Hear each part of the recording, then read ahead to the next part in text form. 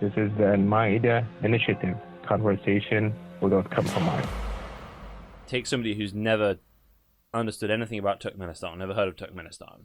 If you could choose one person from Turkmenistan to be their first impression of the country, who would you put forward? That's a very good question.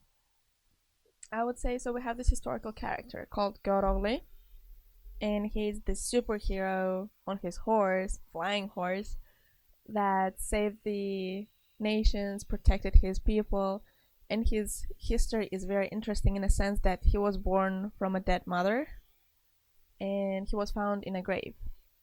And people didn't know his gender, so they did this little game kind of idea. They put a doll and they put the little cars or other boy toys, and then they were just observing him pick one to understand what his gender is. And then afterwards, he picked the boy toy, so it was clear that he was a boy. And his name literally translates as the son of a grave. God Ogle. And he was brought up by his uncle because his mom and his dad were not around. And he just became this very powerful hero who protected his people. And I think the reason I would choose him is because what I think of Turkmenistan now is the youth that will empower it and will help Turkmenistan be known and become the beautiful place it used to be all the times. And Gorogli is always portrayed as a young, strong, powerful man who just goes and does what he has to do. And I think that's the picture I want to think, like I want people to have when they think of Turkmenistan, because we have so many talented young people now that are creating amazing things back home and abroad, and I think they will help us make Turkmenistan great again. Make Turkmenistan great again. Well, and this is a challenge right now, in that there are more Turkmens currently living outside of Turkmenistan than inside it, right?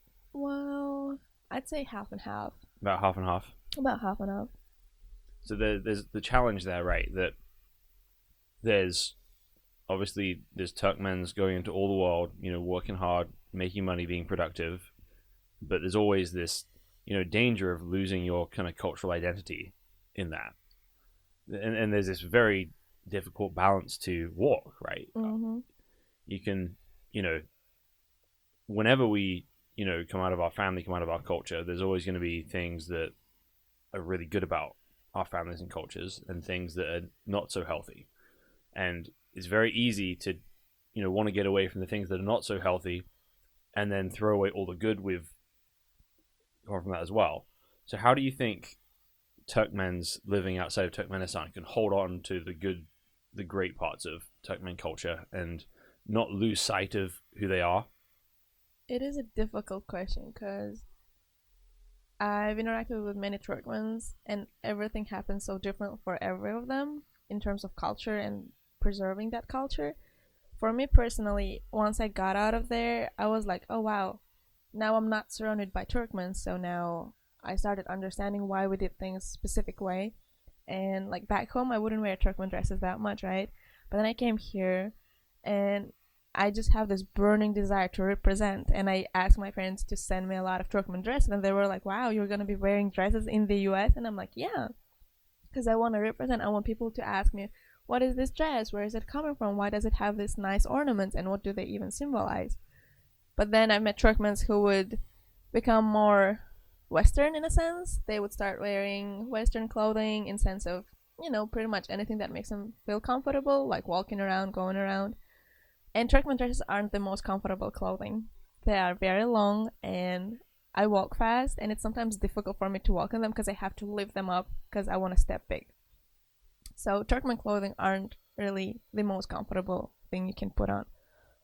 But for Turkmens who are not trying to follow it, who didn't see the beauty of being a Turkmen like I did after I left Turkmenistan, surprisingly, I would say just being close to the community. We don't have many Turkmens in the States, but there are a few.